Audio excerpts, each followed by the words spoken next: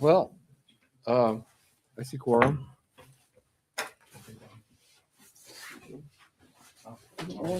I left it in my coat. That's all right. Okay, thanks. Well, I gave it to somebody. 7:03. Well, the clocks are a little closer today. Yeah, we just reset it after the blink, blink, blink. Oh, I I see. didn't know how close I was off our own.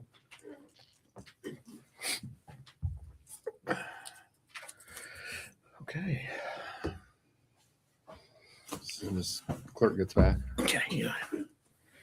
Let's get another ink pen. Let me borrow that top page for a minute.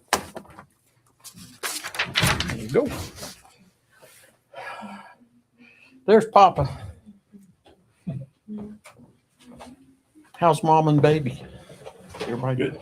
Everybody's good now. Awesome. Congratulations. Thank you. I had a week or so of it back and forth, and we were thinking about you. Scary all. I know, that is. It's awesome. Those congratulations. Sure. Oh. Hmm. Oh, Power outage and stuff. No clue, huh? Okay. Well, I've been working for a half hour, so I'm gonna do that. all right. well, this is just something we're discussing at Zach. Do you need anything on the There agenda? isn't one Sam? on the agenda. There's not one on the agenda. All right. We're just going to, yeah. Okay. That's all right. So we'll call the Monday, January 26th, 2026 meeting of the Nome Common Council to order at 7:04 p.m. Clerk may call the roll. Councilmember Johnson. Here.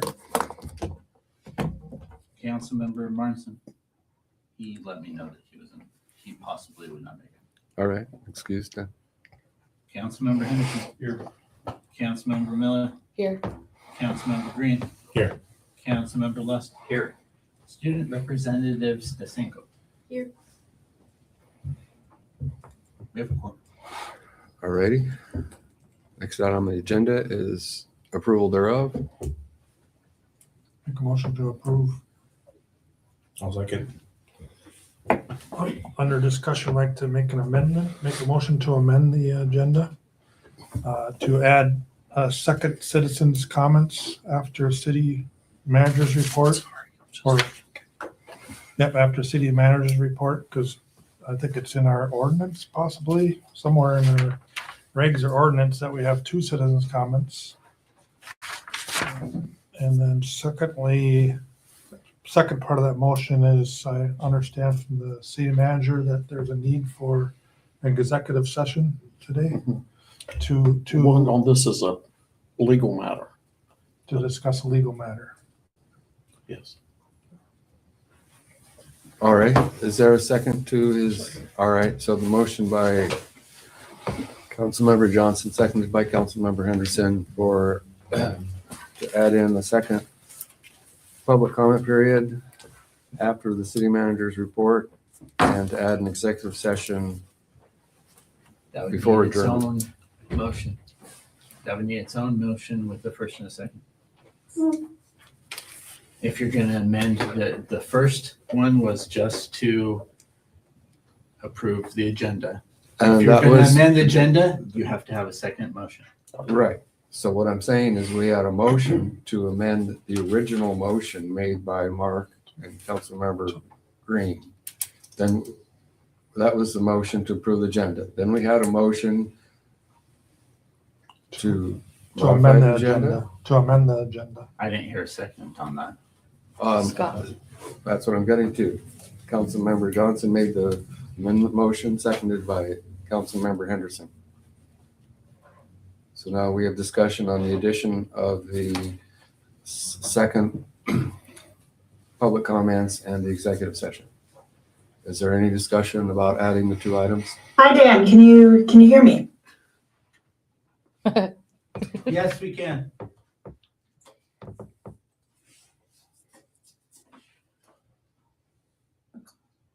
Yes, we can. Thank you. Thank you. On the motion, to amend the approval agenda motion? No further discussion? We'll call the amendment. Roll call. Linda? Roll call on the amendment? Yeah. Councilmember Martin. Sorry, needs excuse. Councilmember Henderson. Yes. Councilmember Miller. Yes. Councilmember Green. Yes. Councilmember Lester. Yes. Councilmember Johnson. Yes. Motion carries. The agenda has been amended. And now on approval of the agenda, is there any further discussion? Hearing none, clerk may call the roll. Councilmember Miller. Yes. Councilmember Green. Yes. Councilmember Lester. Yes. Councilmember Johnson. Yes. Councilmember Henderson. Yes. Looks like the motion carries. Next item, you have the minutes for the previous meeting before you. I'll make a motion to approve. I'll second. Motion by Councilmember Henderson to approve, seconded by Councilmember Green. Any discussion on the motion to approve the minutes from the previous meeting? Was there going to be the correction of just that the city manager was not present during that meeting? Yeah, that was, It currently listed him as being present. I think that was just a clerical. you got that down, right? Right. Okay. That'll get corrected.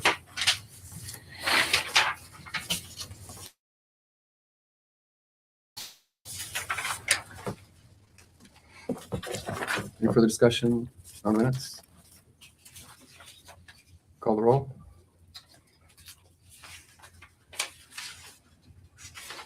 Councilmember Green. Yes. Councilmember Lester. Yes. Councilmember Johnson. Yes. Councilmember Henderson. Yes. Councilmember Miller. Yes.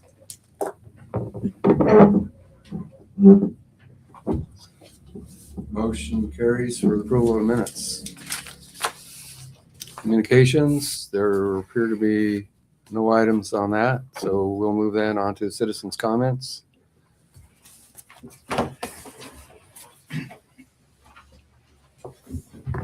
Hello again, Dave Longley.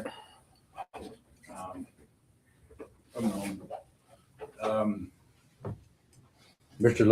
The last meeting had concerns over taxi, I guess inspections or reliability, or you don't want to, one inspection a year doesn't mean squat when it comes to a vehicle. I mean, you could have a brand new vehicle, drive down the road, hit one of Nome famous potholes, and it's going to fail an inspection.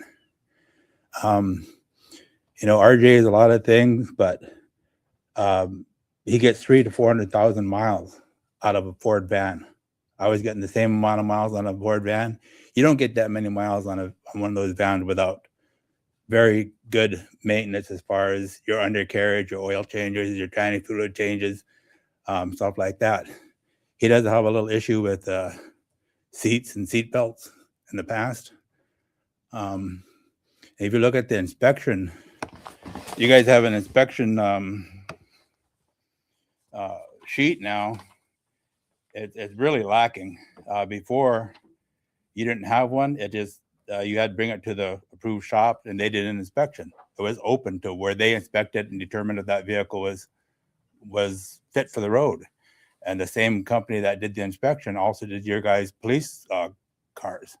So it was a very, very thorough inspection, a lot more thorough than your safety inspection checklist is.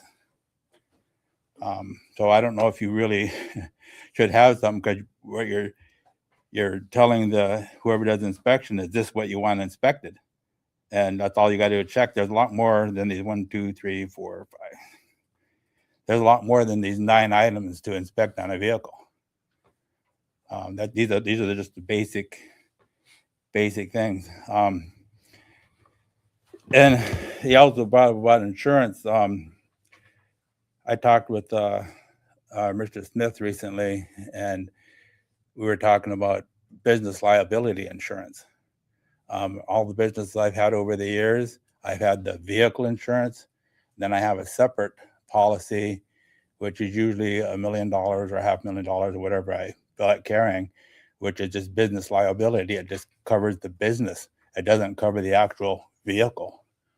If you guys did something like that and attach it to the chauffeur's license, because right now on the chauffeur's license, you require them to get a business license, sales tax license, and whatnot. So why not have them do insurance too? I wouldn't have a problem with that. It's not very expensive. It's a lot cheaper than taxi cab insurance. When I was doing mine, I had both. And then I had an LLC also, which, is another layer. I was looking, I did a request for information, and checker hasn't been legal all year. You look at this form that they fill out, notarized form, notarized by a city employee. You can see here where all these have been crossed out and then more stuff added. That's called fraud. Once you notarize it, I'm sure Mr. Johnson and Mr. Henderson know, as soon as you alter a notarized document, it becomes invalid and it's considered fraud. There's 3 different people that altered it. I know who one of them is. The other 2, no clue. I talked to all 3 people in the city office that day. None of them had no clue who the other signatures are, or the other handwriting are, which makes me wonder how secure your files are if the 3 people in the office don't know who wrote on this document. It wasn't RJ. It wasn't his signature or his writing at all. There's another, checker cab hasn't been legal probably since you guys changed the ordinance back in 20 years ago. There's another thing in the ordinance that says if you have more than a 7-passenger vehicle, you also need a bus license. So all these years he needed both because all of his vehicles are 7-passenger or more. So were mine back in the day. So except for, I think I had 2 that were 5-passenger. So those were legal. But the cabs I ran back in 2007 to 2016, those were all violating the ordinance. I've been telling you guys, just get rid of this ordinance. Get rid of it entirely. Checker's not going to come back out. They already showed that they're not interested in applying for a permit. At this point, I don't think I'm going to apply for a permit either. If you guys pass the change tonight, I might consider applying come June or so when I get my bigger vans out on the road. But until then, I'm just gonna keep on doing what I'm doing. I do have a business license. I do have a sales tax license. I do have a chauffeur's license now. So some of the concerns that you guys had in the past are, I dumped to those loops. I'd be curious to know is how many people out there right now actually have chauffeur's licenses. I don't know if that's something Dan can answer or, just general, is there 5, is there 10? I'd be really surprised if Checkers drivers have them right now. And Checker is running like a cab company, and they're not doing it for donations like I am. Donations are definitely a gray area, but now that I got the chauffeurs and all that, there's a little bit of color in there. Not quite as gray as it was. The Checker, you call them, they answer Checker cab. You ask them who they're donating to, you get a blank stare, or if it's on Facebook where they say Checker cab for donations, they refuse to answer it. I've pressed them a couple of times. Who are you donating to? You don't get a response. Because they're not donating to anybody. You all know that I'm donating to the cheerleading club. My daughter's a cheerleader. I've given several $1,000s to them. I'm giving them more money. I just ordered earrings for all the girls. I got headbands that they're going to be giving out tomorrow for all the girls. And, that's several $100s just for earrings and headbands. None of this money is going in my pocket. I do pay for gas. Um, but I think you guys really need to just do away with this ordinance, by reconsidering where you voted it down at the last meeting. If two of you that voted for doing away with the or not doing away with the taxi permit system can make a motion, revisit it and vote it down and be done. And that way checker cab will be legal. The service needs to be out there. I can't, just with one little 5-passenger vehicle, I can't cover this town. I mean, it's impossible. I get swamped on certain times. You got, like I said before, you got 4 patient drivers out there. They're doing a night patient driver now. Nome Eskimo went to 2 vans. They're extending their hours starting in the next week or so. The patient driver is also, I talked to one of them. They're also looking at hauling employees back and forth to work, just because it's hard to get a cab. You guys have all heard the stories about it took a half hour, 45 minutes to get a cab in a town where you can go from one end to the other in 5 minutes or less. With me, when I'm driving, if I'm not there in 10 minutes, I mean, that's a long time. I'm usually there within 5. But I really think you guys should revisit the resolution you voted down last meeting and pass it and get rid of this stuff. You can direct your clerk to add insurance onto the chauffeur's license. Apparently there's a chauffeur's license in your ordinance. There's also a policy, I guess, in talking with Mr. Grimmer, that has other things in there, like each chauffeur's license guy has to have a business license and a sales tax license. That's not in the ordinance. It's in some kind of policy. So you could add in there that we required to have liability insurance, just for the business part of it. You could also put in there, in your ordinance, it says you must submit to a drug test. 49 CFR, which is the certification that you use for that, it says you have to be drug free. It doesn't actually, at least the short version of it, doesn't actually say you have to submit to a drug test. Your ordinance does, as far as the medical certificate. I went and I took mine. I filed it with my chauffeur's license application. Everything was negative.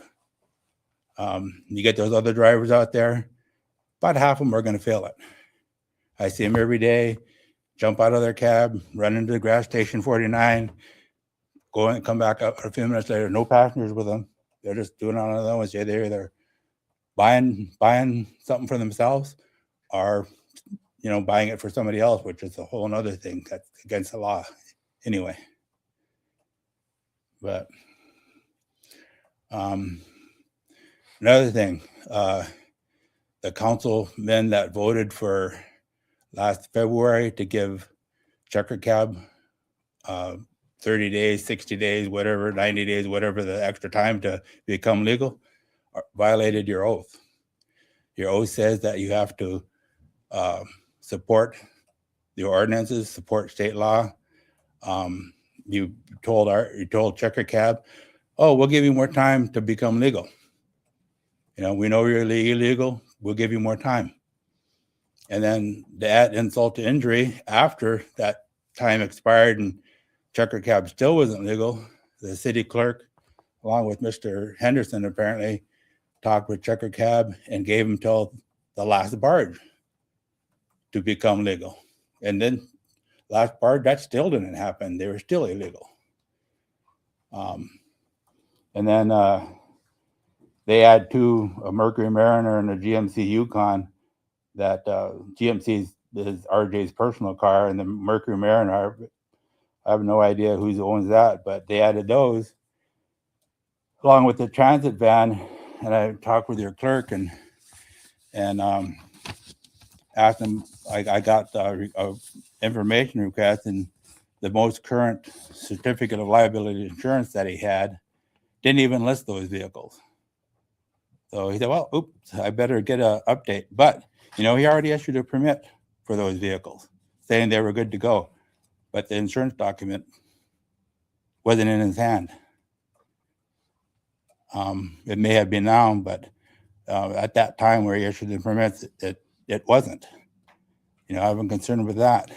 If you're going to have keep this permit system, I don't really have a lot of faith in the clerk's office making sure all the vehicles are legal. They have all the correct signage, the correct insurance, the correct liability insurance. Then they have to have a bus and a taxi cab license.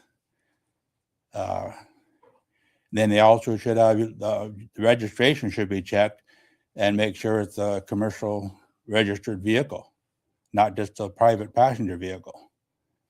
Most of mine they were commercially registered, and that registration is only good for 1 year, and it costs about twice what a regular passenger registration is. But anyway, I'm way over my time, but I would seriously consider revisiting that motion you guys voted down last meeting and just doing away with the permits. I don't mind competing head to head with RJ. I've been doing it for years. Just let us go, and the consumer will decide who they want us to call. We don't need a taxi permit. You guys make your money on your sales tax. Taxi permit, it just opens you guys to liability. If something happens, they're going to go after the people with the deep pockets, and that's the city of Nome, not somebody with $300,000 of insurance. I had one of my drivers bumped a guy years ago. He walked behind the cab and he bumped him and he fell down. But he was older guy, was taking a heart medication for thinning his blood. Fell down, got a bloody nose. Well, they had to medevac him out because our hospital couldn't stop it. And then he, of course, lowered up. That $300,000 was gone, just poof, just like that, just for a bloody nose. So that shows you how much a $300,000 worth. That's why most of the time I carried $1 million, or after that incident, I raised my insurance up. So thank you. Thank you. Any other citizens' comments?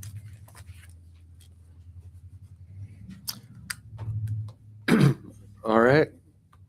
Unfinished business is a blank spot, so we'll move on to new business. Yes.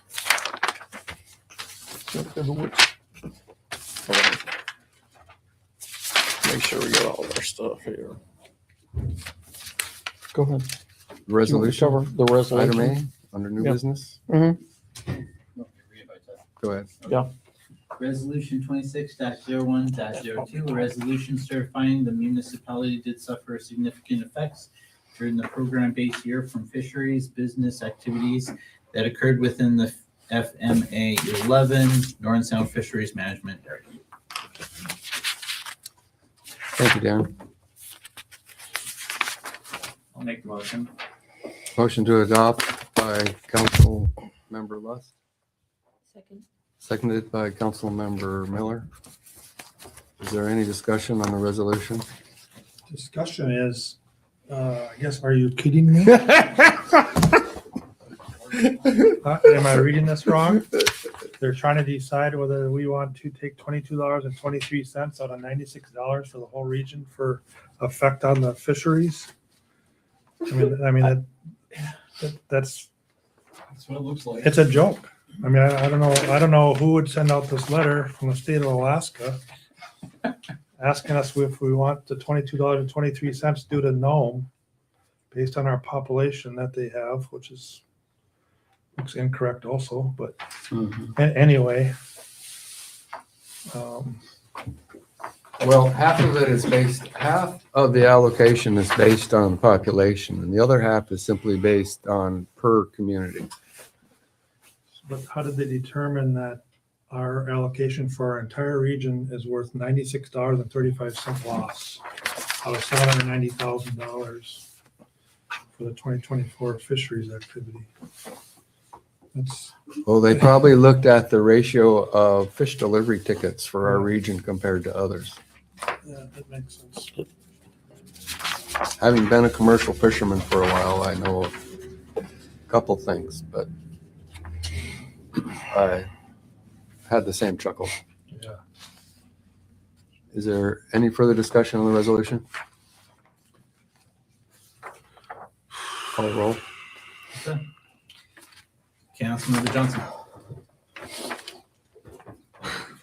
I feel like voting no out of protest. However, the resolution is if we suffered significant effects, and yes, we did suffer significant effects, just not to the significant effect that they are determining. So based on the motion, I vote yes. Councilmember Harrison. Yes. Councilmember Miller. Yes. Councilmember Green. Yes. Councilmember Lewis. Yes.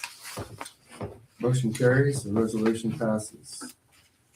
Item Go ahead. I'm sorry. Item B. Can we read it by title, Dan? Resolution 26-01-03, a resolution of support of a community comprehensive subsistence harvest survey, and we do have them on the line. Motion to adopt by Councilmember Henderson, seconded by Councilmember Green. Discussion? It's Mariana online. Mariana's on the line. Hey, Mariana, this is Lee. Is it time to see if she has anything? Any comment? or- Hi, Lee. Yeah, we're under. Hi, Mariana. Yeah, I can answer any questions that the council might have about the project, and just talk a little bit about it, if that would be useful. And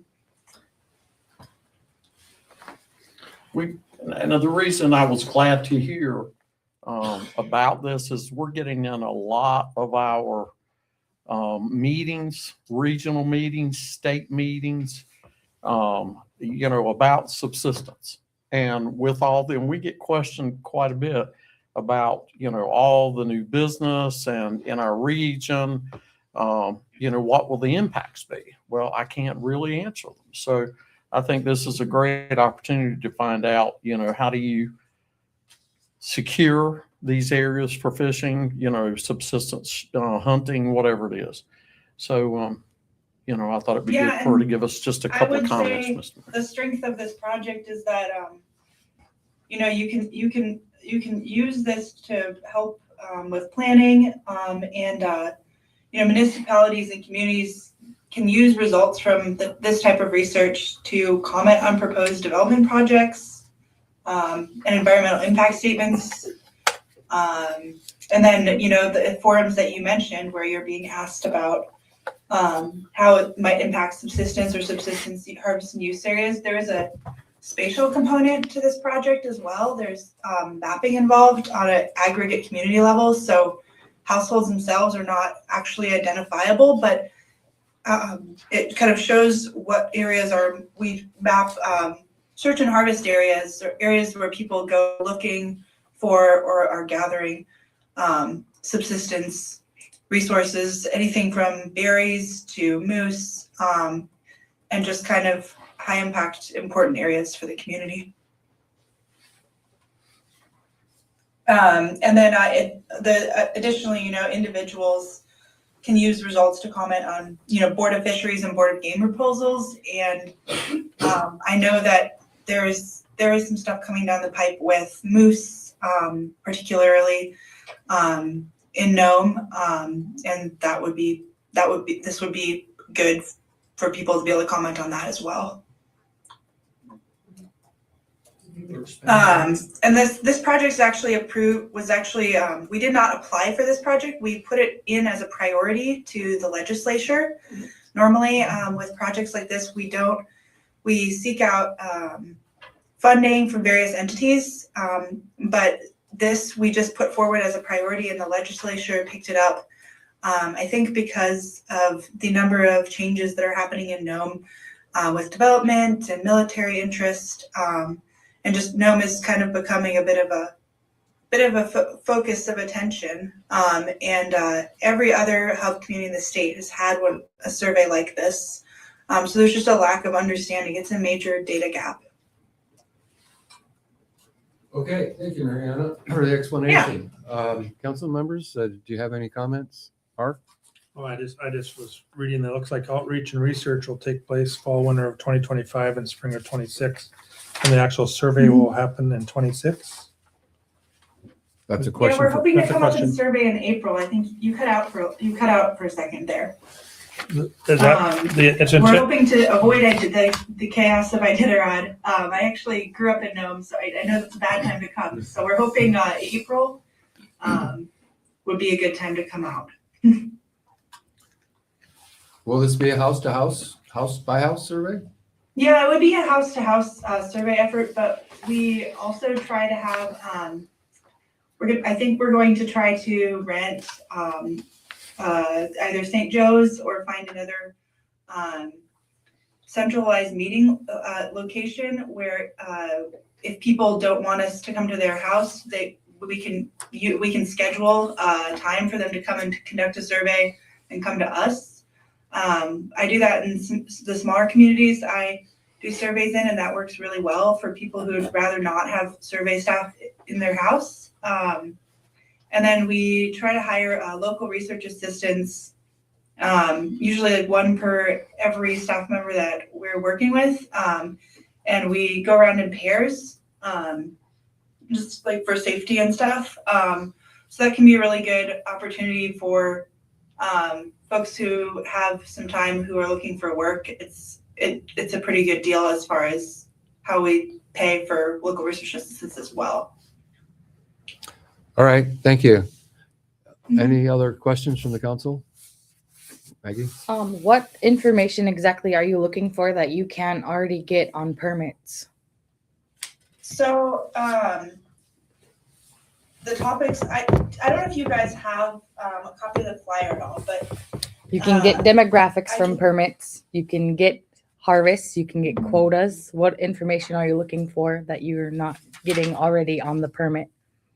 so one of the things that we can't really obtain from permits is like important harvest and use areas. So what areas are areas are important to people? What areas are heavily used? The game And I units. think that would be important for for resource development planning and being able to use that to point to like, hey, these are areas that we frequently use, things like that. That's how it's been used before. And then also our research has been used in the past to provide a basis of compensation in the event of a disaster like post Exxon Valdez, for example. So having a baseline data set of kind of comprehensive harvest and use of everything ahead of any potential development that's another thing that we try to do as well. And then it's also a way for people to inform the state of local practices and concerns. And so when we do surveys, we also conduct ethnographic interviews because the Division of Subsistence we're not regulatory and we're not enforcement based. Like everything is all the surveys are voluntary and confidential. If somebody says no, that's the end of it.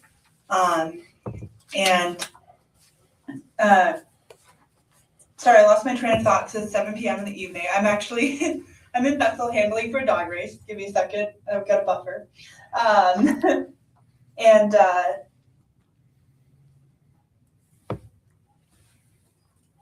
Yeah, sorry, I just lost my train of thought completely. I'm so sorry. what was the question? The original question. Can you repeat the question again? I'm so sorry. What information are you looking to get that you can't already get on these current subsistence permits? Oh, got it. Okay, yes. Yeah, one of the things that we can't get on subsistence permits is we also collect food security data. And that can be useful because it's based on both store-bought and subsistence food. So it can provide a metric for, how things are going in a community, and that can be used to help set priorities for, the city or the village. And then we also, the other thing we collect information on is anonymous, but also like sources of income. One thing that we hear consistently at Board of Game and Board of Fish meetings is there's often this misconception that subsistence is equivalent to welfare, which is just not true. And money really does support the resources people use, guns, fuel, everything that's needed to go out and hunt and fish. And we also collect information on how wild foods go around amongst the community as sharing, and kind of just showing that it's not just folks that are going out and hunting and fishing that that changes in regulations would affect. It affects the whole region. It affects a whole community at large because people share throughout amongst a community often, and so certain regulations, for example, really restricting the amount of caribou that can be harvested when there are a couple of really skilled hunters that are going out and harvesting for a lot of people. That data can be used to inform, maybe like this isn't the best regulation to be passing, and so that's what often our research is used for. And I just remembered what I was talking about before. We also interview people. We do local and traditional knowledge interviews, and we weave that together with the survey data in the report because we view the qualitative data of what people have to say and their knowledge of subsistence as equal to the survey data and as very important for providing context. Because just because somebody says there's not a lot of people harvesting moose, for example, in a community, doesn't necessarily mean that there's a problem with the moose population. It could mean any number of things, and without people's voices to provide context to that data doesn't mean that much. And so that's another unique thing about this work that is a lot different than just harvest tickets. Okay, thank you. Mhm. Any other questions, comments? Any further discussion?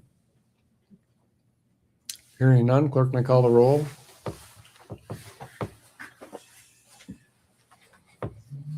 Councilmember Lusk. Yes. Councilmember Johnson. Yes. Councilmember Henderson. Yes. Councilmember Miller. Yes. Councilmember Green. Yes. Motion passes. Thank you. Next item C. Dan, you want to read the title? Ordinance 26-02-01, an ordinance amending Nome Code of Ordinances NCO 31090 to eliminate the cap on the number of available taxi cab licenses and amending NCO 31095 regarding taxi cab license applications to reflect changes to the licensing structure and amending NCO 310-100. I'll make the motion. Motion to adopt by Councilmember Lust, Second. seconded by Councilmember Henderson. Any discussion? Are the insurance requirements that are listed here in the amended ordinance, are those the same as the existing ordinance? Yes. Were there any changes there? I noticed it doesn't say anything about commercial insurance.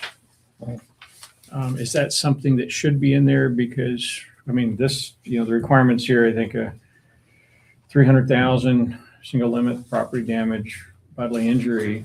Those are pretty much standard terms in a personal auto insurance policy. And typically personal auto insurance policies exclude taxi services or, transportation for a fee.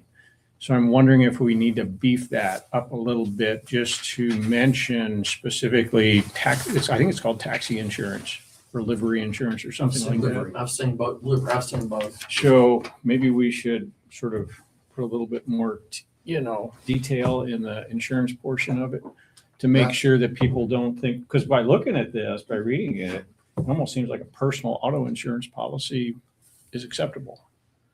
And I don't think that was your intent. Under discussion at the time when they wrote this, it might have been the current going insurance limits at the time or the common For insurance. taxi And those have, as we heard earlier, those have increased substantially over the years. Very well could be. Yeah, so, Yeah. but I agree with you. We should beef up that language. Yeah, we can do that and find out on the commercial. I think it's a good point. Yeah, we can pull that. I mean, you still move forward and it's something you would just amend. Yeah. I don't know what the specific amendment should be, but. Right, we Exactly. can prepare that for For the second reading. Yes, we can do that. We'll talk with the attorney as soon as you hear something. We'll ship out to you. This is what they've said, so you'll know before we get here. Ken, what about Steve's comments on the inspection form earlier? Is there a standard form that we use? I know in I've the seen a ordinance, couple. the city is supposed to either complete the inspection or contract with somebody to make sure that there's somebody. Yeah. Is the current inspection form or process robust enough? What do we? I'm not It's been a while advocating. since- It Yeah, wasn't anything before. Yeah. Like Okay. we used to have our own mechanic that did all the city contracts, Yeah. like Steve was explaining, which we don't have anymore. And I don't think that, I'm not sure that having our mechanics do it themselves and our public works garage is the best method either. Why not? Well, I mean, at least we could ensure that the inspections get done on a timely basis. I think sometimes we run into issues where there's just no private contractors available or willing to do those inspections. you're talking about mechanics that might not actually be ASCA certified. Where it's the mechanic certifications like you would see in a mechanic garage. Most mechanics here in town are not ASC certified. They Thank you. are at DSR, Yeah, I'd be surprised if Chugi didn't have some too. Though I'm not sure. I don't think so. I know a couple of those guys.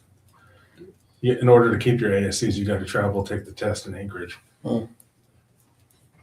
So are you confident that the city will be able to secure a contractor or somebody that's, licensed or certified to do these inspections if the city's not willing to do it? May I ask a question? So if you're not comfortable with that, maybe the city should take on that obligation, just to make sure it gets done. Just kind of being the protagonist here. Sure. When I look at those inspections, I guess my concern is when I look at inspections and whenever I've had these kinds of operations or an ordinance, we were always advised, doesn't mean it's necessarily right or wrong, to use a third party to call in other words, and that was the reason, get a third party, they're certified to do it, because it looks a little bit like it's fox in the hen house. Not exactly the right words, but we're so connected to it that are we legally connected to saying, well, that van is right or not? And if it's not, it comes back to us. You see what I'm saying? I'm just throwing something out there as far as why a third party might be. But if we're not confident in our ability to secure a third party to do it. Yeah. That's what you're saying, right?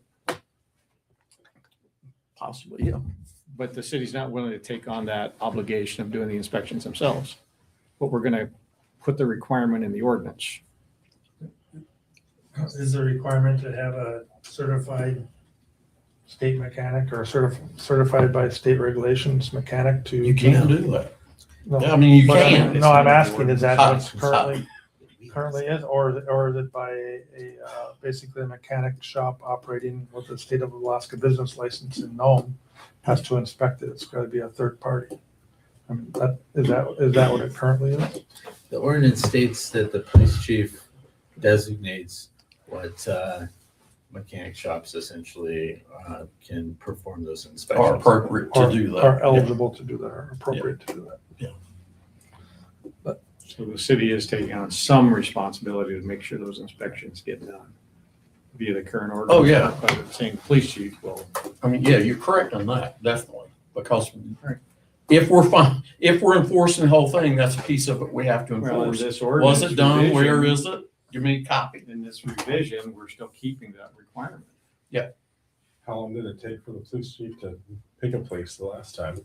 I have no idea. I don't even know if he did. I Do can, we have a police I chief would- now? all I can say is I wasn't here and I don't know. I don't know. And that's why I'm asking the Yeah, yeah, question. that- Can we put out a bid? Can we change it? Can we change ordinance and put out a bid for that, For that for service? inspection? Yes.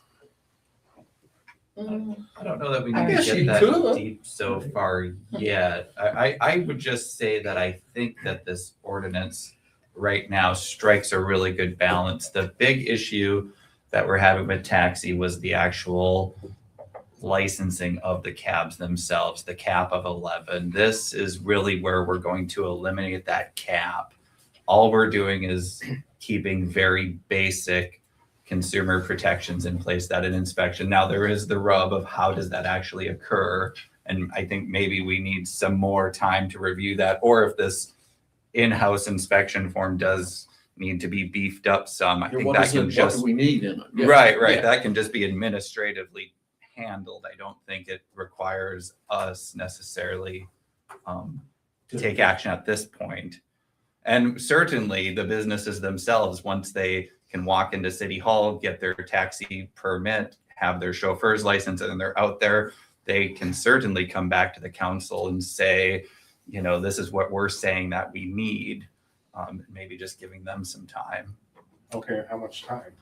But we've had you guys voted to release permits last time, the last meeting, and nothing's happened, nothing's been posted. How much time is gonna go before the city employees get things out there? Right, and I think that's why specifically we took the action last time, was that totally getting rid of it was kind of not a good idea, because we do, or at least I believe that we need to have certain consumer protections in place. But at the same time, not knowing how long it was going to take for the attorney to get back, we also felt that we need to take immediate action. And that's why we voted to have the clerk's office start issuing them out. I don't know where we're at on that. We haven't had the lottery, there's been no announcements, everybody seems to be going really slow about it. But if I could mention something, I think I read on here that the second reading is a week from now of this ordinance. So really, in a week from now, from today, the cap should be gone, right? That's sort of the intention. Yes. So basically, we didn't go through the lottery process like we thought we were going to do 2 weeks ago, but this is another way to accomplish the same thing, and maybe quicker. And I think that's been Dan's, That's why the attorney all said to us along this week or because yesterday. that's what this ordinance change accomplishes. It gets rid of the cap and the lottery, so it's a different way to accomplish the same thing. It is. I don't understand what you're saying. I mean, because this is basically getting rid of the 11. Right. Right. So we don't need to have a 2 lottery weeks anymore. ago, we said, put it out there for, you're, what this is also doing away is with the lottery? Is that what? Right, Yes. anybody So anybody go can in, walk in walk there in and as long as they have the, insurance, Appropriate a vehicle documents. inspection. So it does accomplish the What would same have thing. I foreign think letters we're all on the side wanting. and a number on the back, okay. So and So they that- could be in business. Okay, all right, that makes sense then. So, but following up on what Corn said, why did we have to wait till the attorney shows up yesterday or whenever? Why didn't we have that ready to go before that? I mean, that's one of my questions is, is moving forward with things when we intend to move forward when we didn't. Well, that's when we called the attorney, because there were some questions that we had.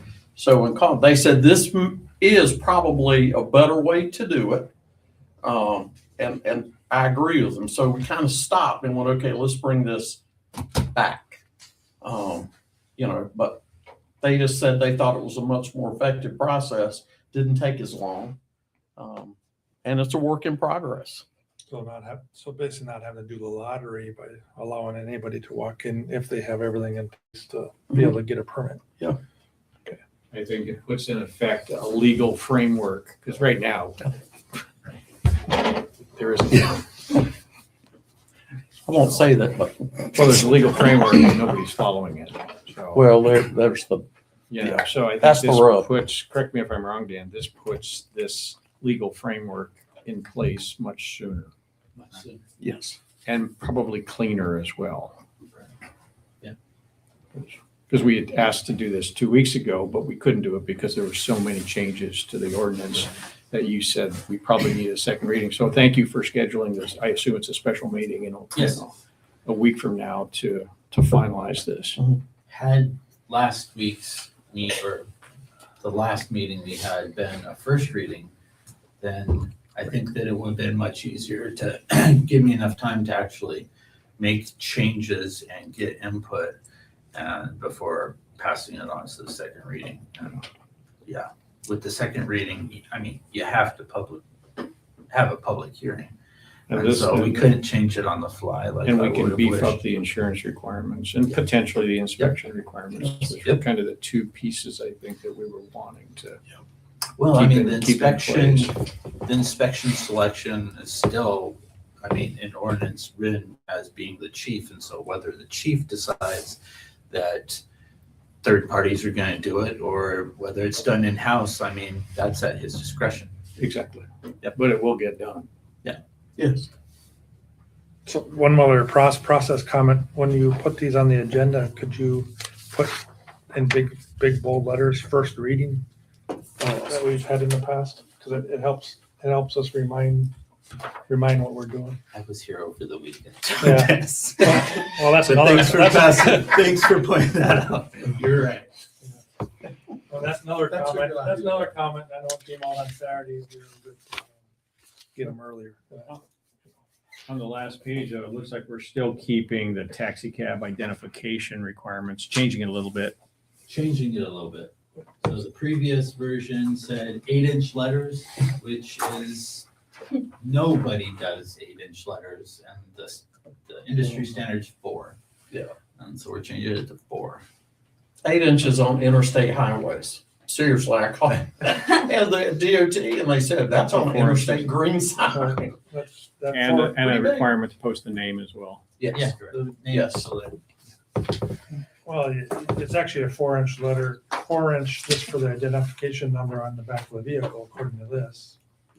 And then also you lessened the requirement for the name of the company on the use of the cab. It's by, it used to say contrasting color, which basically means a different color than what the cab is on both sides of the vehicle.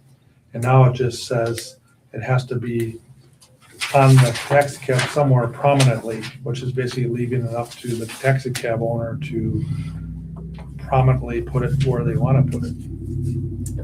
Right? Am I reading that correct? That's how I read it. Yeah.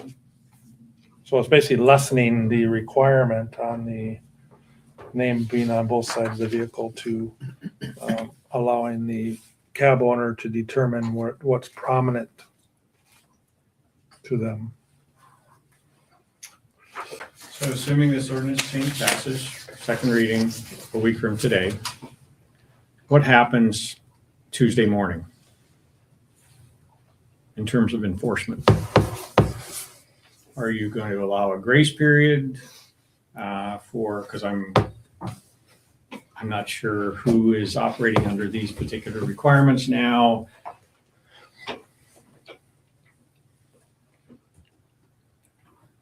Do we just enforce them at 8 a.m. Tuesday morning? Are we going to allow time for the current operators that are most likely not complying with the ordinances? for things like the lettering Are we and all going those to kind of things. ask everybody that's operating a cab to come in and provide the paperwork? Because I'm assuming most of them have not. Not at this point. But I do think, and I don't always like to hold off on things, but I think they need to be given some reasonable amount of time to do these things. So I think what you're asking me is, what is that reasonable time? Ask what happens Tuesday morning. Yes. Yes. Yeah, I heard that. So, could it, is it, we notify, first of all, to make sure they understand what the requirements are. So So there will be that some needs to public happen. notice. That's right. And, then, what's a reasonable time for, for them to get the lettering and I guess the other question is the city prepared for enforcement? I feel like we can, between the, police department, we can, because we'll give them really highlight, this is what should be on there here, because they're our enforcer. We're not on the road, So, they would do it. Even when Will was here, Chief Crockett, we talked about it and he said, well, yeah, just give us very defined so we know, just don't hand us the ordinance, Right. which they would, and so we can do that, but they would be the ones to enforce. So what's happening with inspection? We're waiting for the chief to get back to us. We haven't answered that question. The chief, help me, say that again. What are we doing about the inspection as the ordinance reads now? Are we waiting for the chief to approve a shop? Are we waiting for the chief to make a decision He's not part of the process at this point, not been in? here. So I would think at this point, we're obviously we're in a search for, a chief, and I'm going to introduce our acting chief tonight. The acting chief will take on these responsibilities. Yeah. There you go. So, See, and he said yes, Yeah. but the acting chief, and we need to sit down and go, okay, let's, now if we give we give a time frame to get this thing done, and you can give a warning period to say, okay, next time we see you, you get this ticket or this whatever. But we need a time frame, and I want something that you guys can live with, that you think is reasonable, to give them time to do it. Because I don't want to restrict them or do this. We really want them to be able to get on the road and do what they're supposed to do. My really hope is that the business community wants to be in compliance with city ordinance, wants to and understands the importance of having reliable. And the minute that the lottery goes away, the minute that they can come in and just file their paperwork, my hope is that they would see the benefit of that and come in and do voluntary compliance, get their paperwork in order, jump through whatever hoops. And there are legitimate questions about how these vehicles are going to be inspected and to be in compliance, so that way they can be in business and making, conducting their business. Yeah. That is their ultimate goal, is that. So I would assume they would want to seek out answers as well. Yeah. Sounds like we need an internal also meeting to look at the logistics of how we do this, and then meet and that can happen pretty quick. everybody that's, interested in Yes. doing that, kind of have Come a in the public room, meeting sit or down something and and say talk. right in here and say, Yeah, okay, if you're here's, interested in calves, here we are. and get Let's their talk. input, because I'm sure, folks that are currently doing probably have a lot of input as to, okay, what's a reasonable time frame to get the insurance or the inspections done. Well, one of my examples is Mr. I don't know if he's Mr. Longley's still here or not, but he came the other day. We had a great conversation, spent about 30 minutes once you kind of focus. And he had some good ideas about identification things. Well, so does RJ. But we've got to now, it's okay, paper. If we're having a Yeah. meeting a week from today, can we have that kind of a plan by the city laid out for us and for the community in a week? Yes. Assuming I would say at the same time, we're looking at passing it yes. through, okay, At the this same is the time, enforcement, we can this do is sort of that. the grace period, this is Where you can get your inspections done. exactly. Here's the protocol. Everybody knows right away. Exactly. Or can So we take SOP it, or can protocol. we take out the part of the ordinance that where we have to go through the chief? Because right now we have an acting. we can have them come in with an inspection with all of their other paperwork so that this is self-driven, essentially, like, Self-reporting, yes, self-driven, that's a good yes. point.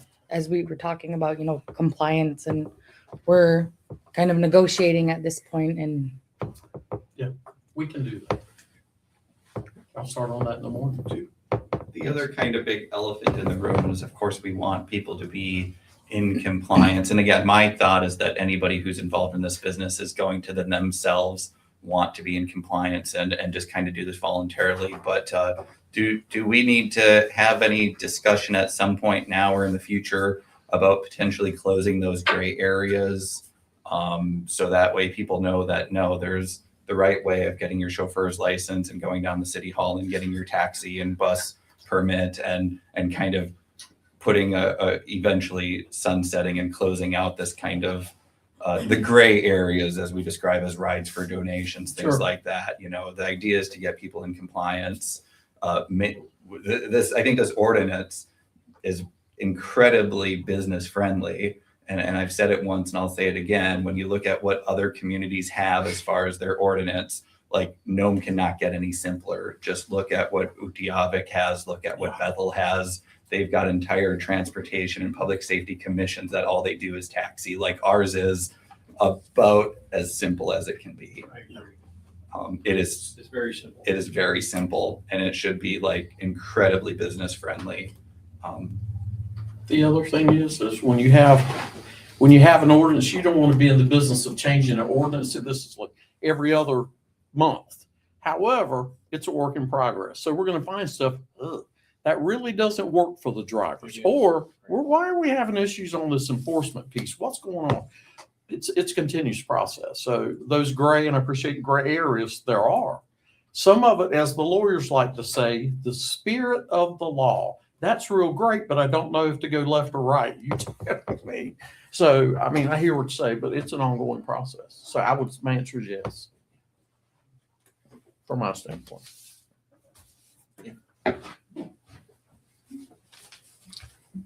Any further discussion? On the motion to introduce ordinance number 026-02-01. Clerk, may I call the roll? Roll call. Councilmember Less. Yes. Councilmember Green. Yes. Councilmember Miller. yes. Councilmember Henderson. Yes. Councilmember Johnson. Yes. The ordinance is introduced. Thank you. Okay. Next item is the utility manager's report. Don't think we have anybody Not here too long tonight. ago, so. Yeah. All right, next up, the city manager's report. Okay. Real quick, I won't take a lot of time. Obviously tonight, if I could do that now, I would ask Sergeant Brandon Berry if he would step up to the podium. I'd like to introduce you to our acting police chief. He's also, let me tell you, a great Santa Claus. Oh, I'm sorry. I wasn't supposed to say that. No, but it's great to see team members participate and do stuff like that. He was awesome, Santa. Just had to say that. That was great. I have a big lap. What can I say? Didn't need much extra padding. No, but we did have to take the suit in. It was too big. Yeah, a little bit. That Yeah, belt well, was it was pretty something. intense. It was. Do you give just maybe a couple minutes how long you've been here and your experience, those kind of things, just for those that may not know you. For those of you that don't know me, Sergeant Brandon Berry. I've been in Nome, employed by the police department. June will be my 5th year. Before this, I was down in Southern Colorado. I'm in my 25th year of law enforcement. I've been around the block a couple of times. I did just about 17 years with the city of Trinidad. And then I kind of had like a little miniature retirement for 3 months. Decided I needed to be back behind the badge. So I did another 2.5, 3 years at the Los Animas County Sheriff's Office. I've kind of run the gambit in my career. Started as a patrol officer, made sergeant before year 5. I was a SWAT commander. Then I was a SWAT team leader, SWAT commander. Um, taught a whole bunch of fun stuff like bike patrol and all that kind of thing. When I went to the sheriff's office, there was 2 deputies for 4,800 square miles, so that was kind of fun. And I ended up being their ERT, their emergency response team commander. And I had been plotting and planning and scheming on getting up to Alaska for 30 years. And my girlfriend at the time finally pulled the trigger. She ended up getting a job with the Kenaitze Indian tribe down on the Kenai Peninsula. And Nome kind of found me. So I actually took this job sight unseen, and I have not regretted one day of it at all. Any questions? I think we've got the right guy, and we had recommendations from Will and even internal staff that said we, feel like he's going to keep us on the straight and narrow. He's a fair gentleman. I like to think so. Yeah, and he's good with people, good with little kids. That said a lot. No one did cry. So Well, that's all right. yeah, Don't make it's children just cry. because I wanted that cookie. That's all. That was it. Stole that cookie. Right. But I feel very good. He's very responsive, knows his background, knows the people, and until such time that we bring somebody into the chief's position, I personally feel like he can do a great job based on the research and spending time with him. So, I appreciate that. Thank you. yeah. Thank you Any very much. questions? Okay. All right, bud. But he'll be attend. The one thing I have asked, and he said it before I did, is to attend all of our meetings. I would like to see that just to stay on top of certainly like the cab thing. You get to hear it, and he was like, "Of course I will," and that would be passed on to the next. I would like to see a police chief here all the time. So anyway, Thank you. all right. I tell Hopefully him we can steer you'll learn a lot. the ship straight for a while. So That's right. do what we can for you. Thanks, Appreciate Sergeant. Yep. We appreciate you. Oh, thank you. Thank you. In good hands. Okay. Just to let you know, for instance, I've talked to some of you, whined about our boilers. We are having major issues. We had issues here in this building that probably were caused by some of the electrical stuff. I was meeting with some council members recently, and you guys made me an offer, and I'm going to take you up on it. Is in this room and with you guys or anybody listening, if you know somebody who knows how to work, and I'm very serious on boilers, we're looking for an expert. Now, I think I think you guys are running down someone in Anchorage. So we think we've secured it. I know I may have to pay a premium to get them here fast. Boiler blowing up. I wish I had paid the extra $1,000. The other thing is time. We have a Diderot coming, and I have major boiler issues over at Recreation. I've got to get that fixed before that all happens and before. But we know we have issues here, the Foster building, but Foster building's 10, 11 years old. So, and I will tell you one of the things that I will be just very upfront, that I'll be coming to you with our departments is having a good maintenance program. Some people that are in place that can check boilers, that can make repairs. There's a lot of things that we've not been able to do. And we have deferred maintenance, things we've had to put off. And that happens, but we've got to catch up. I mean, we've got buildings that are aging, even the new ones. This may sound like a small thing, but I got a call. Why doesn't the E work on Foster? I think it was the E. And come to find out, the way the things are installed, they hold water. So we get short outs, and now you can't even buy the bulbs. So we're looking, it seems like a small thing, but that little light bulb is not just a light bulb, is what I'm trying to say. So I'm working closely with Public Works. They're doing a good job, doing a great job. And I do, at this point, if I may, just take 2 seconds. I would like to say from our Team Nome family, Cole, your family, in our prayers. But I would tell you, anybody in this room that you needed help, I guarantee they'd be there. And our prayers stay with you. And if we can do anything, okay? I know. Just know you got family, okay? But I will also say, and all those things being said, I watched where Chris was not here, Cole's not here. Our guys stepped up. You know, there were some things they got caught off guard. They learned a lot that night in the Foster building over there dipping water and cleaning floors. But they did a good job, Cole. So, you know, we went over, was it yesterday, I guess, or Friday? Friday. We went over and we did a kind of a pizza party with the guys just to say, I know it's not a lot, just say thank you. And the mayor came over and for a moment and just to thank our folks for what they're doing. And they did do a good job over the weekend. So anyway, but on our, just to let you know, yes, today we actually had to close the building for a while. It got in the 40s. You know, I think the skeleton crew stayed, but we had a couple, it was entirely too cold. Some went out in the field or whatever. We've got it back, you know, but Cole and his folks are running on these issues. And it sounds like small things. It's not. These are big items. But our thing is, I have seen government does a fair job building something. Then we turn the key and go, okay, we're not good at keeping up facilities.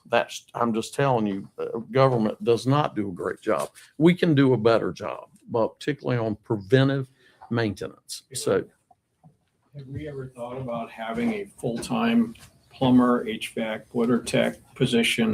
talking about it. Yeah. I Well, would things highly- are changing. We need them. I And think get we've them in always people. needed one. I mean, I'm We do, yeah. thankful that Cole and his crew can kind of try to fix stuff on the Yeah. fly, but we really should, especially if we've got a lot of deferred maintenance. Sure. So Well, that the would be other my thing is suggestion as having- we get ready to go through the budgeting, annual Yes. budget process. The other thing that is, we is I really asked, look at yeah, that. we have to. We Yeah, have to. we don't have a choice. We do not. You're 100% right. I don't know that this would So work, not. and but if we could even, you know, I've only got so many, let's say someone specializes, you know, in electrical, whatever. If they're not going to be busy all the time, is that something we could share with another organization on cost? You need a Exactly. little bit of that, and then that's the kind of things No we are public going to be looking schools, at. NJUS, whatever. And just talk and see if that possibility. Or do I contract with someone or vice versa? I think there's a lot of ways to do it, but 100%. And looking at Cole, that's one he'd probably shake his head on. We need that.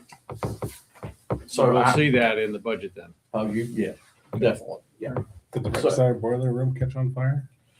No, but we did have kind of a flash, but it was all right. It didn't catch on fire. It was inside the unit, Chimney which fire, Yeah. essentially, small, but. it was small, but could have added up that chimney. So anyway, the guys did what they could do. And we've had a lot, it's like they all went off at once. I mean, but what else Like is the new? lights.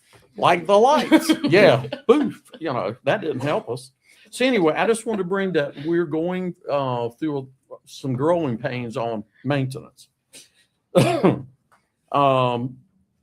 I do want to mention it again. We're going to get something out this week on snow removal, right-of-way enforcement, where people will leave their vehicles or equipment, things in the right-of-way where we cannot get by. We'll send something out, but in the next couple weeks, if we see them in the way, then we have the ability to tow. So I'm going to get something out to maybe to get people to move vehicles. We've had some lanes and some we can't get down them at all.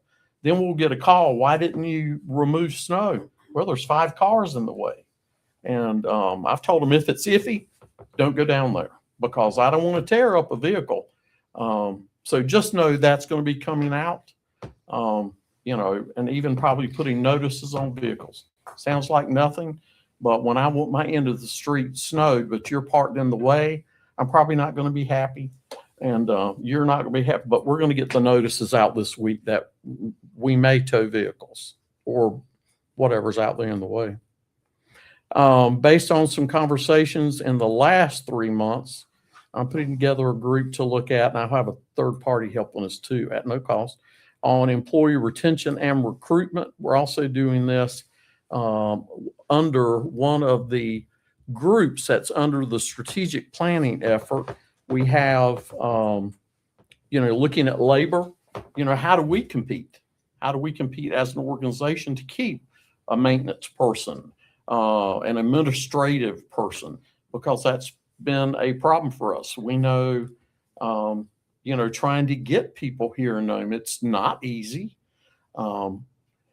I do believe we should be doing more to promote and train the existing people here. I don't think we've offered enough. There's great things here, but I believe we're going to have to do some homegrown stuff, or I would like to see that starting in high school.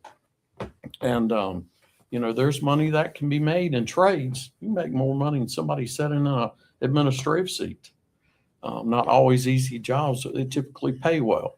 So we're going to be looking at all aspects of, like with recruitment, how can we do it better? Now, we're going to be looking at other places in Alaska. We all say the same thing, but how do we put together a program where we can do the best we can in particularly recruiting? Retention has not been that big, as big of an issue as it is recruiting. So I want to know just let you know that's one of the things that you're going to see more of. And I heard that from board members, coming by last week, and I appreciate that. Calendar events, school tour on the 29th this week.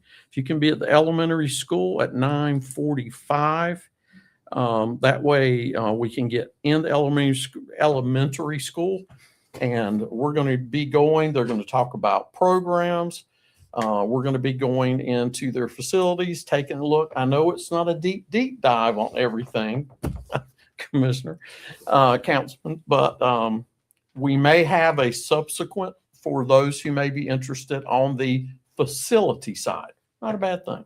So I've already called and we'll accommodate. So we'll make that happen. But if you will be there, go through elementary school. We'll leave on a school bus to high school, middle school. Do the same thing there. We will be eating with students, so you get to see what they eat. And by the way, you have to pay for your lunch. Nobody offered it for free. So that, or I'll take care of it, whatever. I just thought that was funny. But I thought it was kind of cool to eat with the kids. If you don't ever get to do that, it's interesting. And then we'll finish up. Then we will, finish up. But also, it's probably going to bring more questions than answers. That's okay. We then will, Jamie and I are working on times. I know tomorrow night there is they're having their meeting. So you're going to see the budget come out.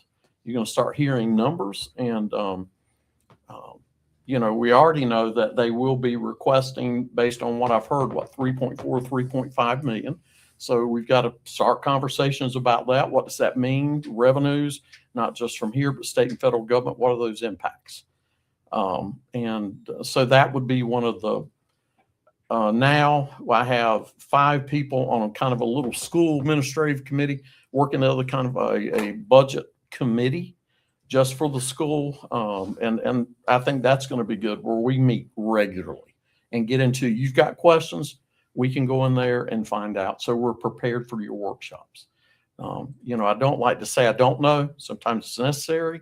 And I've told the schools, so far, great conversations, and we'll get started with this this week. But I'm excited about, and there's some things that I have not seen.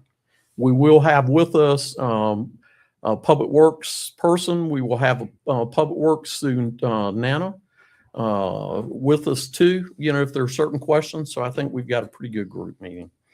AML, I finish up with them tomorrow. It's looking like February 3rd. It would be a 6 to 7 hour starting in the morning of training for councilmen, but it would be the 3rd is what they have available. They've been out here on the peninsula like crazy. So we're one of the last. And and that being said, we'll give you a calendar pretty quick, or an agenda. And if there's anything you want to add to the agenda as far as what you would like to be brought up in that meeting, AML is pretty standard. They're going to do the, you know, here's what you can do, here's what you can't do. This is what a manager does. This is what your role is.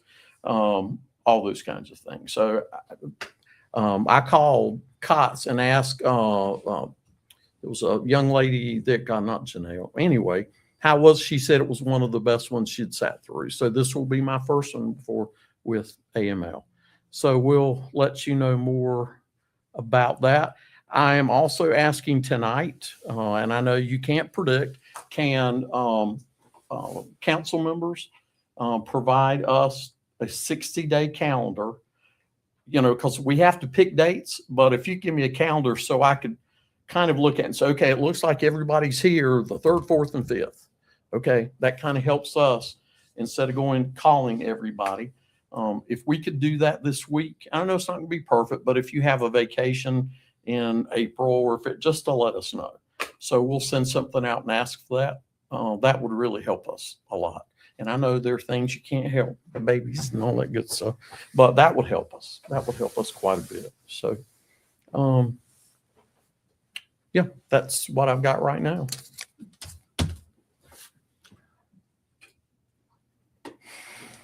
Question here? Go ahead. So that calendar is to plan for work sessions? Is that what you're doing? Work sessions, budget, Okay. you know, because there's certain things, I mean, you all want to go to. So as best we can, schedule, you know, to get everybody there, because I know it's hard during the day. And then February 3rd is a set date for this training? They're going to confirm tomorrow. It looks like February 3rd. Okay. But I have a conference call with them tomorrow. And then you'll let us know if, I'll confirm it. okay. But that's right now the date they've given me. So we're working through that tomorrow. Yeah. And the agenda. So.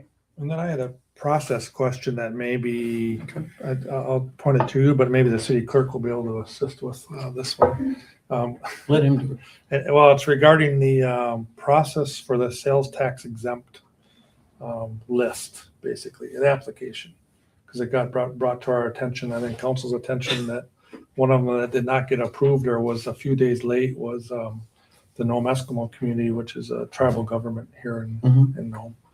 And my question is, I was reading through the ordinance, and the ones that do not have to apply every year are the city of Nome, which seems self-explanatory. We're not going to tax ourselves.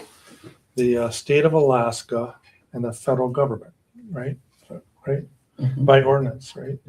So it seemed like this Nome Eskimo community question should be maybe a moot point, because they are a governmental agency. They are a government in themselves.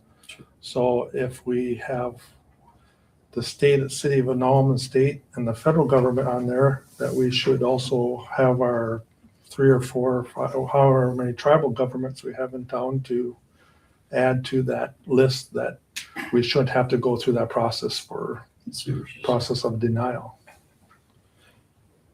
And then second part of that is, if there is a denial, is it similar to, I know the city clerk has to abide by the rules or the regulations, and in the past when we had people that were applying for senior exemption, before we finally got rid of having to do it every year once you turned 65, if somebody was late, you would say, oh, I can't approve, I have to deny you, but if we want to, I'll bring it to the city council for them to review it. Is that similar to a tax exemption, or that's something different? So a couple of different questions. Yeah.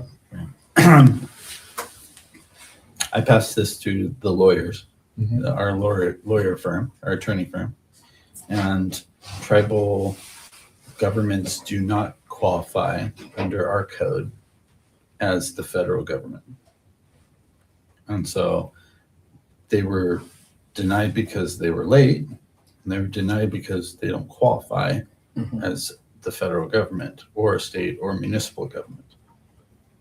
So, and I understand that. However, it could be a change to ordinance. That would require an ordinance change. Right. Correct. Right. The second question, the ordinance reads that you can direct the clerk to accept things as timely filed. But the determination still lies with the clerk. But then you define what is timely filed. By the deadline. Yeah, Whatever the deadline is. You waive the deadline is essentially what that means. yeah. So if Nome Eskimo had filed within the, whatever the deadline was, would they have been approved for the tax exempt? No. If they had filed timely. Yeah. They would have been denied Yes. either way. Yes. Have they been approved in the past? They don't qualify, They don't as qualify. a state, federal, or municipal government. Well, what about it? What about, okay, so if they're not, what are they? What are they? Yeah, they're not an exempt organization then at that point? They're not an exempt organization. No, they're not. What are exempt organizations? Besides, What's outlined in our code. so there are no other organizations in town that are There's tax a exempt? list. There are. Oh, yeah, we have, we have some that are eligible, some that are not, you know. So educational organizations qualify. Hospital organizations qualify. 501c3 or 501c4 organizations, they Right. provide their exempt Typically, letter. yes. Once again, you have to show proof of the 501c3 or 501c4 along with your application process. Had they applied previously? I mean, what were they, Have they applied in previous years? I believe so. and they were always denied or they were on the list? I don't know because I've only been here for the last couple of years, Yeah, whether or not they've been denied or always accepted or Are other are other tribes currently approved? No. So Village of No. Solomon, Council, King Island, they all No. are not, they are Most all of- not tax exempt right now? half of them didn't even apply. So Work is. there are tribes that are tax exempt currently. No. Okay. Is that list that for exempt entities, where, is that publicly available, like on the Yeah. website? And Yeah, we can pull, oh, yeah. well, We can see that. normally it is, but it isn't right now unless you. It's update probably it. because it's so new It's and the 20th. you're still working No, on that. oh, yeah. You know, he's still working through the data. It was not clean. So that's what he's trying to do, is in his office, clean that stuff up. Right. I do believe, based on, and I think some of these folks are correct, where they may have applied in the past and it was permitted. The problem is when you go back to the code, it says they're not. So technically, whoever's doing it at the time was defying the law or the local code because they were not eligible, and it's for whoever it is that's eligible. So, but then they've come back and said, then why are we not? Or even when somebody's late. Man, it sounds like a big deal, but it is a big deal. Some people do forget, but we have those repeat offenders that everything's late. And at some point you got to go, guys, you've got to turn your stuff in on time. You know, we can, slap their hand hard, but at some point go, you got to bring your stuff in. And we have a lot of that. Particularly when it comes to self-reporting kind of stuff. It's rough. I thought we had made an exception or made a change, because before, anytime anybody's requesting, an exemption or to a late deadline, a filing deadline, whether it's sales tax exemption, property tax, whatever. I thought we gave the city clerk the authority to make those decisions instead of the council having to approve every small change. Yep. Maybe I'm thinking it's something. Senior exemption and disabled vets. Yeah, and that's it. And the what? That's the only one. Senior exemption. Oh, the senior, that's the only one. That's the that- only ones. Yep. That's what you're thinking of. I'm sure it is, yeah. Now, I would like to see, I'm sorry, go ahead. No, I was gonna say, since you're bringing it up, the senior exemption is only a one-time once you turn 65. As long as they at least turn in that initial application and they have to continue to qualify. Yeah. And so their primary residence has to stay within the city of Nome. And yeah, it puts a burden on us to do that verification, which is difficult, but It's somewhat of a self-reporting thing. Don't get any younger. They don't get any younger. They don't get any younger. No, and we have a very small population of senior citizens that are 65 or older. So at the very least we should do, instead of having, that's why we did They this, have to because year own. after year they'd come in and say, oh, we got something late because, Right. I suspect that there'll be a lot less. They also have to own the property. well, that would make sense.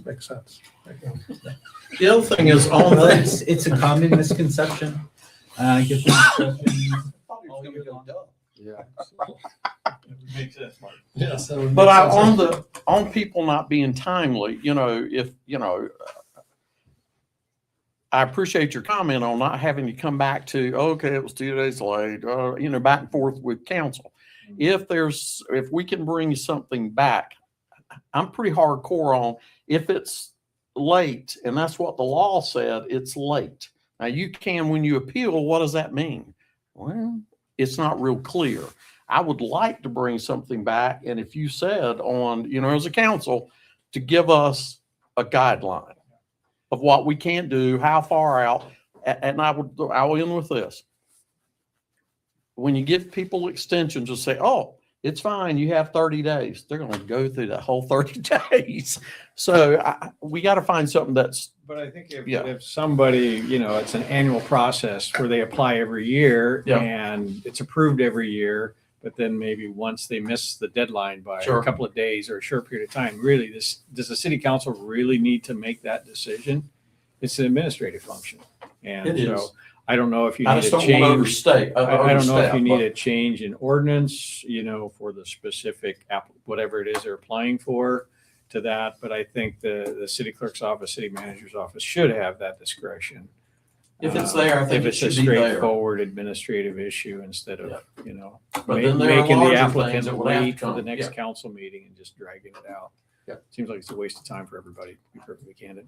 So. We'll bring some back to from, Well, and I we can do that. I understand what the city clerk is saying too, that he's bound by what our ordinances are. Yes. Because that's what his job is to do. Yep. And so what I'm proposing is that we look at altering that ordinance, that basically somebody that's a tribal government recognized as a federally government agency, that they should be on that list.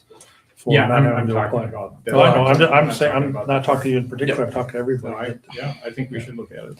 Isn't there also a resolution to formally acknowledge our tribal governments and work with them as a city? I believe SIG has brought that up. It was brought up a couple times previously when we had a different council and a different mayor. I think we should look at that again. I did have a meet, We're gonna have right a- after I got here, that's a whole, I thought we were gonna have a work session on it. We are, because there, we've had the request. I did go to the meeting with, previous, mayor, and we did meet with, I think, 4 or 5, I think pretty much every, including Eskimo, about, their request, but that has to do more with, appointments to commissions and those kinds of things. And that's got to be worked out. So I think if we can get a group together, including, and say, okay, what does this look like? What is exactly being asked for? And, but yeah, I know exactly what you're talking about. I think it's been years. It's been like 40 years. So why don't we schedule a work session? We can. Yeah. We can. And then I think that, like in Nome, in particular, Cole can attest that they have worked with the city on roads in the past. They have different funding sources that the city doesn't have, and they've worked with the city crew They have. to implement that. And I think that that's a government to government relationship. And I And think they're on our infrastructure committee, which includes roads. Mhm. And they have offered up and said, how can we partner with you? Because we do have some money available, and which is awesome. When somebody says we can help. So we bring them back together, these work groups that came through the strategic plan that Megan was helping with last year. And we're bringing them back together. I talked with Stephanie Queen, who's our consultant. So we'll have them back together in February, all these work groups. So I'll start reporting to you, maybe a couple of them to go in. I don't like to tell them what to do, but it is kind of nice to go into some of those committees, thank them for doing that work. They're volunteer. And so far, they've done an awesome job. I'll be bringing with you in the next 2 weeks the first draft of the strategic plan. So we'll have that, and maybe based on that that might be a good time to kind of roll in that discussion, because I thought it was like when I went, oh, they've been talking about this, and I went, it's been how many years?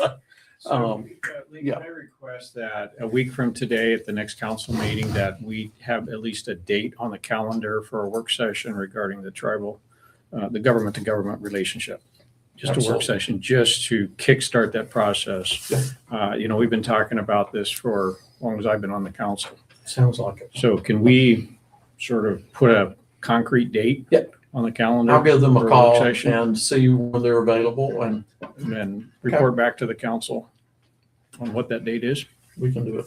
Thank you, sir. And then I'm gonna share with the city clerk the research I did, so you can share it with the city attorney regarding the state asking the same question back in 2017. And what the attorney general did all the research that you can share with our attorney on the fact that they are a government agency, or government in themselves, and should be on our government list for sales tax exemption. The measly little sales tax exemption thing that they got denied of.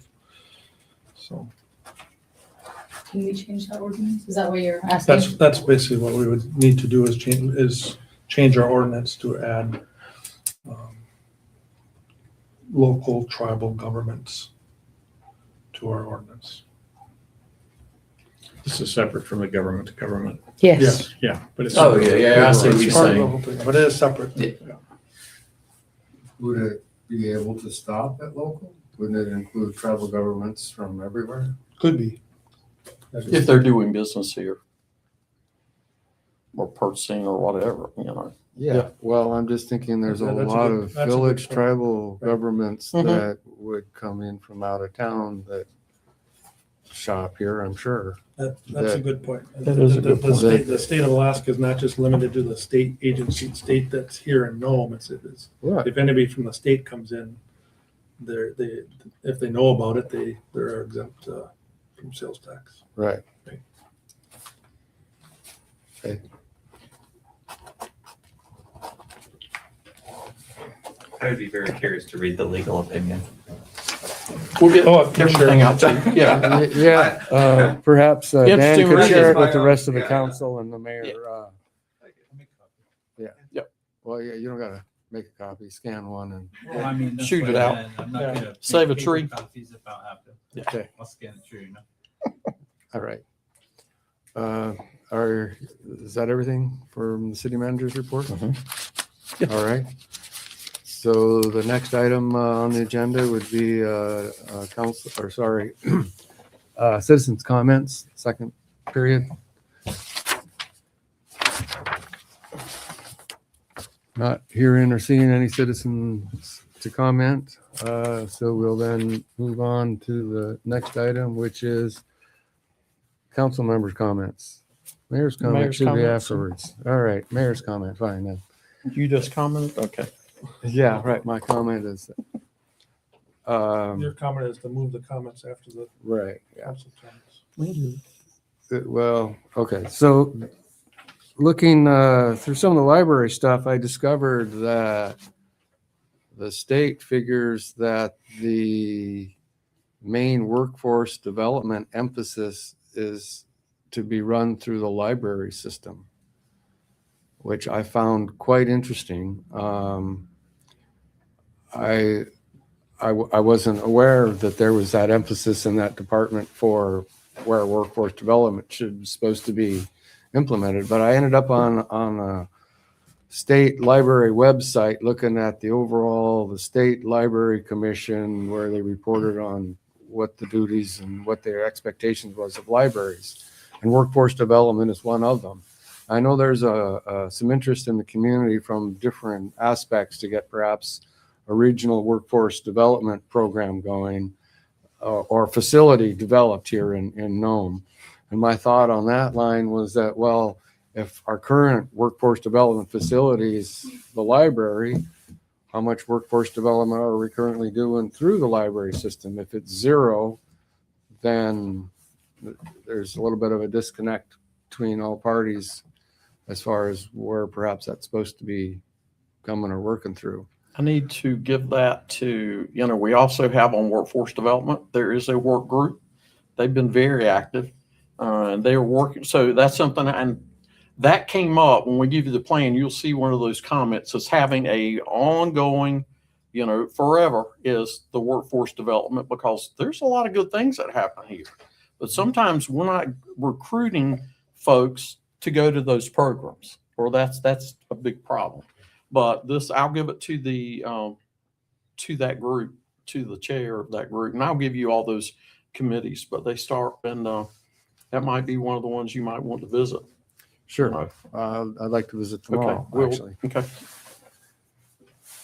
Anyway, I I'll thought pass that that was on. interesting. I just wanted to That is interesting. pass the library deal on to everyone so you could just start Sure. thinking about it. And if it makes sense, great. If it doesn't, it doesn't. But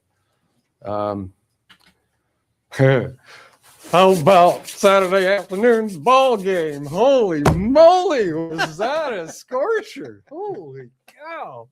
That is like the best ball game I have ever dadgum seen. And I haven't seen that many, but woo. He's been excited since it happened. He's still excited. And playing in the pep band was a great fun. It's another thing I'd like to support. I'd love to see a community band get set up. I'm working on the details with folks, and I'm hoping that that'll be something that we can figure out how the city can work with too. That's actually what I was doing on the library site, was looking at their suitability or what their thought was. Music is a language. Languages are housed in libraries. Well, then maybe we should have a community music program based in the library. That's kind of my thinking on that, Guards. And I'll be out of town the rest of the week. I'm headed to Juneau for parlaying with our legislature about this and that and the other thing. So if anyone's got any comments you want me to throw their way, just email them to me and I'll bring it up if I have an opportunity. And that's about all I got. Councilman comments? We'll start with student representatives to Sanko. When you guys are talking about jobs, we do a college and career fair where colleges go into the classroom and jobs are presented out to us in the gym. And if we can, maybe if you talk to Ms. Smith about that, because I know that she was having trouble reaching out with other organizations to find more presenters. So I think that would be a really good Is there a opportunity. date when they are doing that? Yeah, when is that? In Do you the have it? beginning of the school year, so probably sometime Okay. around September. Okay. So we got time to work on it, put something together. I'll ask the superintendent. And that's an awesome idea. Thank you. And with the weapon-related incident, there was a lot of flashback on why there was no lockdown, which didn't really get answered in the presentation that Ms. Smith did, which was kind of just like, go ask your teachers, they'll tell you. So that was one of the really big concerns school-wide. And you feel like y'all got that resolved, or that Yeah, it was talked Okay. about.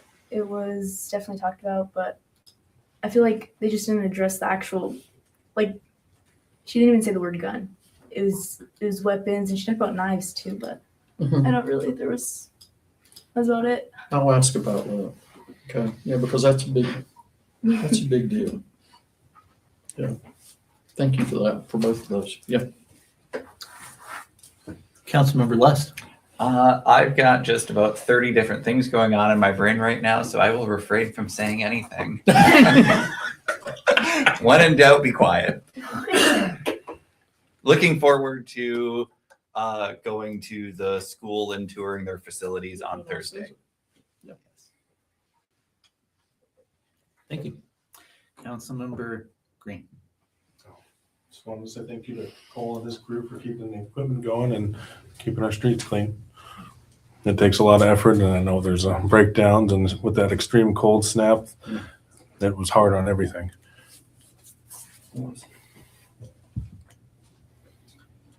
Councilmember Miller. Can Alora join us for our tours? Sure. Yeah, If you- If she can get out of class. What time is it? What day? What am I joining? Who do I need to call?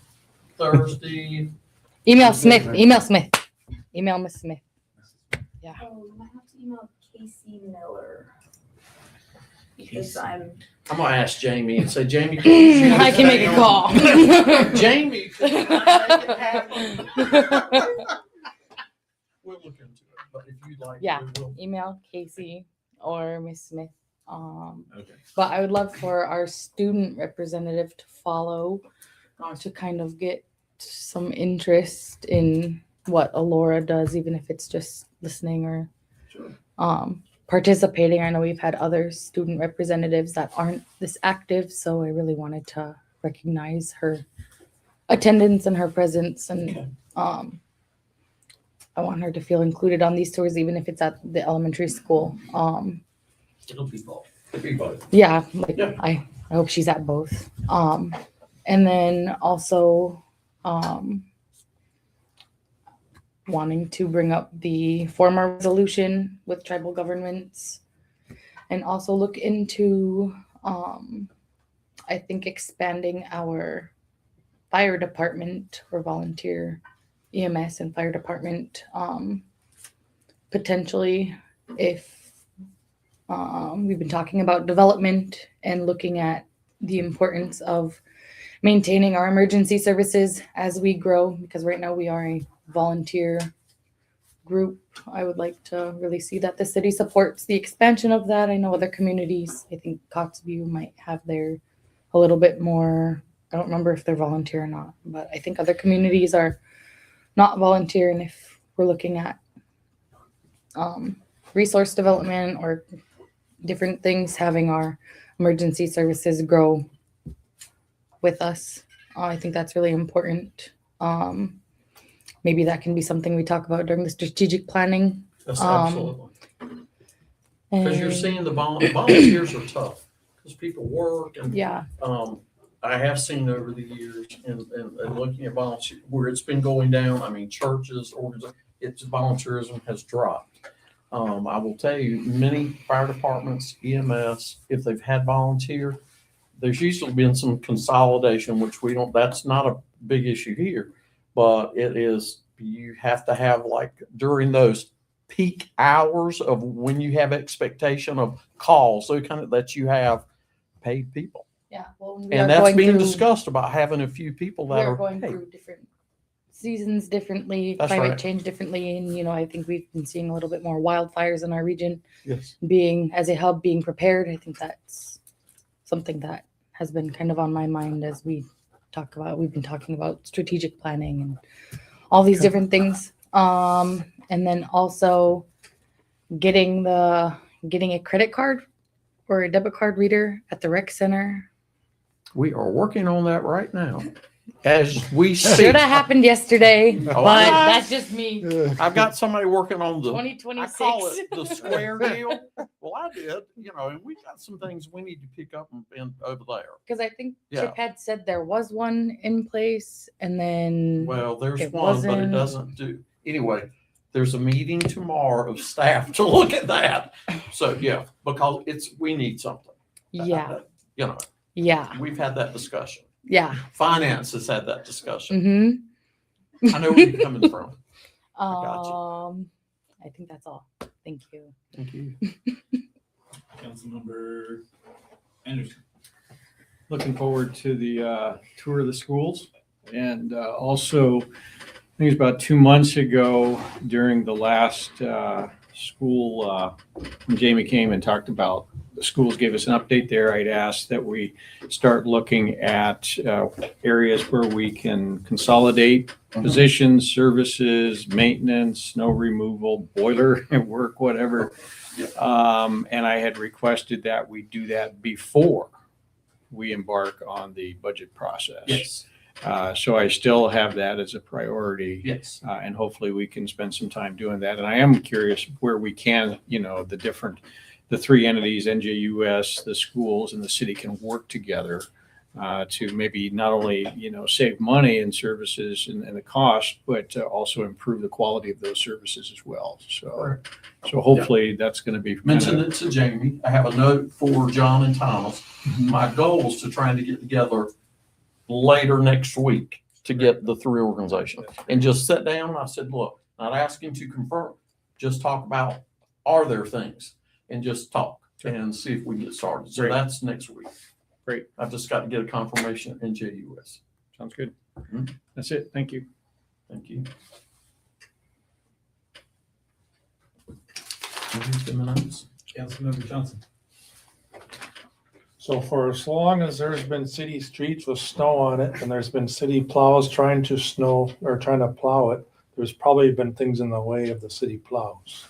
Yes. So, and we've heard it many, many times over the years. It's a hurdle. And part of it is the reason is because we have tent city type lots where there's not room to put your spare vehicle or your broken down vehicle, and so they end up going in the road. There's no silver bullet. No silver bullet. But it is difficult to plow around a parked vehicle that's in there all winter long and accumulating more snow as it blows by there. So I think that I think the city supports the efforts of trying to do that because it helps everybody out. Yeah. And we don't want to damage property. And that has unfortunately happened before, and it's not. Yeah, it is. It's going to be an ongoing thing. It's going to be an ongoing thing. Yeah. But and then we can do it to help that process because it helps everybody. It does. Except for maybe the person that's got to move their car and go pick up their car. But Sure. So I think we support that idea of. And our guys, and just talking to those out on equipment, and if I ask them about it, yep, there's one that's on 3rd Street, 2nd block. It's there, has been there for you. They know. Yeah. So it's like, okay, give me those that you know, and let's go notify them and say, guys, so we'll take the friendly approach and go from there. They know. Just curious, does the city have a place, like a vacant lot or an area that folks could temporarily park their vehicle? If they know there's a storm coming and they know is there a place that they, temporarily? Nothing designated. Or a couple of spots, scattered throughout the community to say, okay, if you could park your vehicle here, that's fine, so that we can plow the streets. And Okay. that might be helpful if the city's got any and I don't know if that's even feasible or not, but I don't know. that might be more hassle than it's worth. I don't know, but just an idea. So we're going to charge for a parking lot, we're going to charge, is that what you're saying? No, you're not going to charge. Okay. No. I think in the areas where we have the most trouble, there's no open lots. Yeah. You're dealing with tight streets like Second or Lowman or. Is it that vehicles don't move, like they're sitting there all winter, or just at the time we go down the street? Yes. Because Both. he said yes. Oh, one idea that I had, but not my kind of talk. I have a thought. Anyways. There is an empty spot in the next block right at the end that opened up over here. If it was temporary, like a couple hours or something to allow. Yeah. I mean, lots of folks park there and it's moved every night. Well, if you look at like some of the big cities, there's a sign that says, do not park here between the hours of X and X. Or, As long as it oh, I know, doesn't take but up you permanent may residence. have to go into residential areas and say, we gave you the opportunity, even sending the schedule out. And there's a way to do this. So we're doing, then obviously people know when we have a big snow, they're coming. So anyway, I'm looking at doing notices, do some things out on social media. And when we see the problem, and there's not a lot of them, but there's enough that are pretty significant, we can do, send something out. Even go out and visit. So I need your help. Sounds good. Yeah. Okay. Exactly. Yep. Make a motion, go into executive session. Second. The motion needs to be explicitly stated for the reason. Explicitly stated, I'll make that motion. For legal purposes. For legal purposes. What do you want me to say? For legal purposes. For legal purposes? I'll make that motion for legal purposes. They just haven't, Trying to yeah, move forward here, guys. Come on, let's go. Explicitly. it will meet that I'm bringing to. Is there a second? Second. All right. Is there any discussion on the issue? I'll make all the roll on the executive session motion. Councilmember Lust, Yes. Councilmember Green, Yes. Councilmember Miller, Yeah. Councilmember Henderson, Yes. Councilmember Johnson. Yes.